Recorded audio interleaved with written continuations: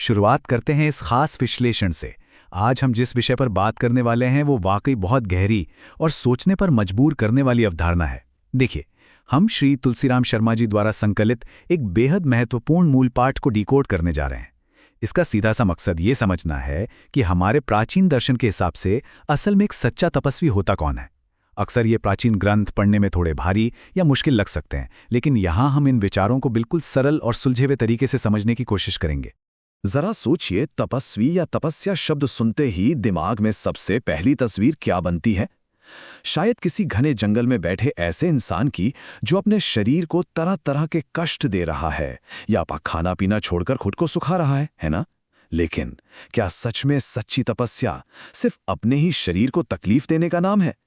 ये वो बुनियादी सवाल है जो आज के हमारे इस पूरे विश्लेषण की नींव है। हम इस पुरानी और आम धारणा को पूरी तरह से चुनौती देने वाले हैं। तो चलिए सीधे इस तुलना पर आते हैं। बाईं ओर वो आम गलतफहमी है जिसके बारे में हमने अभी बात की, यानी शरीर को सुखाना या बेवजह कष्ट देना। और दाईं ओर है वो असली परिभाषा जो हमारे प्राचीन ग्रंथ हमें समझाते हैं, पाप कर्म से बचना। ये नजरिया तपस्या को किसी भी तरह की शारीरिक यातना से निकालकर सीधे हमारे नैतिक और आध्यात्मिक अनुशासन से जोड़ देता है। मतलब सच्चा तप शरीर को सुखाने में बिल्कुल नहीं है, बल्कि अपने कर्मों को साफ और शुद्ध रखने में है। अब आते हैं महाभारत के उस रहस्य पर जो मन, वाणी और शरीर से जुड़ा है। इस नई परिभाषा को और बारीकी से समझने के लिए सीधे एक बहुत ही प्रामाणिक स्रोत की ओर चलते हैं। महाभारत के वन पर्व के अध्याय 207 का ये श्लोक एक ऐसा ढांचा देता है जो बताता है कि सच्चा अनुशासन वास्तव में 3 स्तरों पर होता है: मन, वाणी और शरीर। ये श्लोक बिल्कुल साफ साफ कहता है कि जो लोग अपने मन, अपनी वाणी और अपने शरीर से कोई पाप कर्म नहीं करते, वे महात्मा ही असली तपस्या कर रहे हैं। शरीर को सुखाना तपस्या बिल्कुल नहीं है।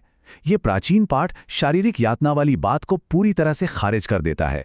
अब जो बात वाकई बहुत दिलचस्प है वो ये है कि मनुस्मृति इन पापों को कैसे बांटती है। यहाँ एक बहुत ही स्पष्ट मैट्रिक्स है जिसमें ठीक 10 पापों का जिक्र है। देखिए, ये 10 पाप 3 अलग अलग श्रेणियों में बटे हैं।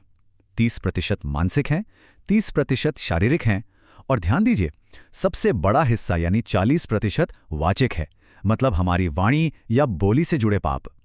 यह एक बहुत ही सटीक वर्गीकरण है।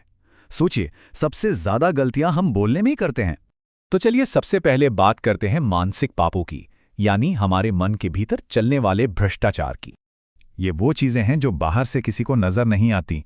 ये विचारों और इरादों की वो अंदरूनी दुनिया है जहां से हर काम की शुरुआत होती है। अगर जड़ में ही गड़बड़ी हो तो पेड़ कैसे सही होगा? मनुस्मृति के अनुसार ये 3 मुख्य मानसिक पाप हैं। पहला, अन्यायपूर्ण तरीके से दूसरों की संपत्ति की लालसा करना। ये सिर्फ लालच नहीं है, ये बेईमानी वाला लालच है। दूसरा, मन ही मन किसी के विनाश या बुरे की कामना करना। और तीसरा, ये मान लेना कि लोक परलोक सब धोखा है, कुछ नहीं होता। ये एक तरह का नकारावाद है जहां इंसान अपने कर्मों के नतीजों की परवाह करना ही छोड़ देता है। एक तरह से ये सब दिमाग के अंदर पलने वाला जहर है। मानसिक विचारों से आगे बढ़कर अब बात करते हैं वाचिक पापों की, यानी हमारी वाणी के दोष। हमारे अंदरूनी विचारों का बाहरी दुनिया से जो पहला सीधा संपर्क होता है वो है हमारी बोली। और याद है ना, ये सबसे बड़ी श्रेणी है, 40%। इसे कंट्रोल करना अक्सर सबसे मुश्किल होता है। यहाँ वाणी के 4 दोष बताए गए हैं। पहला, कड़वे और रूखे बोल जो सीधा दूसरों को मानसिक चोट देते हैं। दूसरा, झूठ बोलना। तीसरा, चुगलखोरी करना या पीठ पीछे बुराई करना जो समाज में जहर घोलने का काम करता है। और चौथा, निष्प्रयोजन बातें, यानी बिना बात की बकबक करना।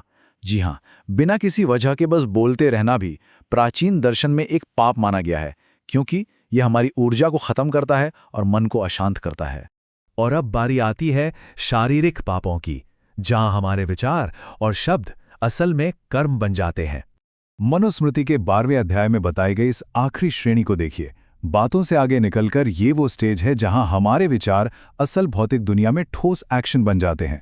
ये 3 तरह के बताए गए हैं। पहला, अन्याय से दूसरे का धन सच में हड़प लेना। मानसिक स्तर पर यह सिर्फ एक इच्छा थी, लेकिन यहाँ ये एक अपराध बन चुका है। दूसरा, गैर कानूनी या बिना वजह की हिंसा करना। और तीसरा, अनुचित और अवैध संबंध बनाना। ये तीनों शारीरिक पाप असल में उस अनियंत्रित मन और वाणी की आखिरी और बाहरी अभिव्यक्ति हैं। इन 10 पापों से मुक्ति पाना ही असल में सर्वोच्च तपस्या है। मन, वाणी और शरीर के इन पापों को समझने के बाद अब इन तीनों को एक साथ जोड़कर देखते हैं। ये बात बहुत ही शानदार ढंग से स्पष्ट होती है कि कुल मिलाकर ठीक 10 विशिष्ट पाप हैं जिन पर जीत हासिल करनी है। 3 मानसिक, 4 वाचिक और 3 शारीरिक। आत्मा अनुशासन के उस शिखर तक पहुंचने के लिए किसी एक मोर्चे पर नहीं, बल्कि इन 10 मोर्चों पर एक साथ काम करना पड़ता है। और सच कहूं तो यही असली चुनौती है जो हमारे प्राचीन ग्रंथों ने हमारे सामने रखी है।